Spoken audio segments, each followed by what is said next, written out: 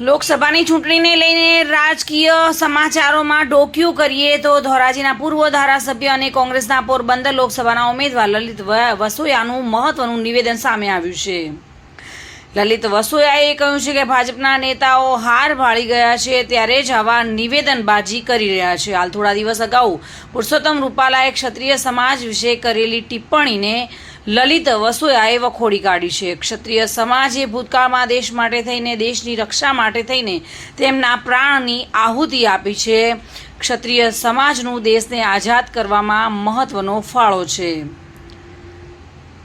કોઈ વિશે ખરાબ ટિપ્પણી કરી અને માફી માંગવી એ અયોગ્ય છે। એટલે કે વસોયાએ પુરુષોત્તમ રૂપાલાની જે ટિપ્પણી કરી હતી તેને વખોડી છે અને આવનાર લોકસભાની ચૂંટણીમાં ક્ષત્રિય સમાજના રોષનો ભાજપે સામનો કરવો પડશે તેવું લલિત વસોયાએ નિવેદન આપ્યું હતું। ખરેખર રૂપાલા સાહેબ જ નહીં, પરંતુ કોઈ પણ રાજકીય આગેવાનોએ જોઈ સમજી વિચારીને બોલવું જોઈએ। જે સમાજે આ દેશ માટે કુરબાની આપી છે, જે સમાજને કારણે આજે દેશની અંદર સનાતન ધર્મ તાકાતથી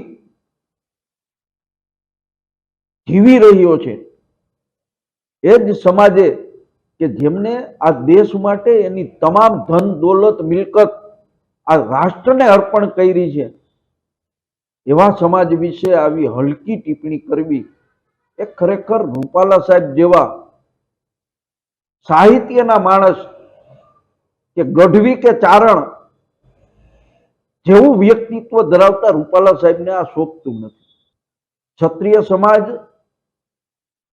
શક્તિશાળી મજબૂત સમાજ છે, સંગઠિત સમાજ છે, અને રૂપાલા સાહેબને જે કાંઈ સમાજના આગેવાનોના ફોન આવ્યો હોય ઉપરથી રૂપાલા સાહેબ સમજી ગયા હોય કે મારા પગ નીચેથી ધરતી સરકી રહી છે, આ ચૂંટણીની અંદર આ ક્ષત્રિય સમાજ મને ભોય ભેગો કરી દેશે, જેમ વિધર્મીઓને મોગલોના ક્ષત્રિય સમાજે ભોય ભેગો કર્યો એમ ક્યાંક મને ભોય ભેગો કરી દેશે એવી આશંકાને કારણે તાત્કાલિક રૂપાલા સાહેબે માફી માંગવી પડી હોય એવું હું માનું છું। માફી માંગવાથી કોઈ સમાજના મનમાંથી આ વાત નીકળી જાય એ વાત હું નથી માનતો। હું કોઈને ગાળ આપું, મારે જે ખારી ખોટી સુનાવવાની છે એ સુનાવી દઉં અને પછી હું સોરી કહી દઉં તો સામો માણસ મને ભૂલી જવાનો છે? અને આ તો વટવાળો ક્ષત્રિય સમાજ છે,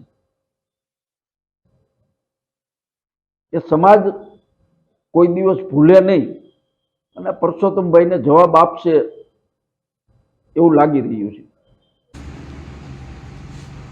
વિમલ સોંદરવા સાથે bureau report, today Gujarati news.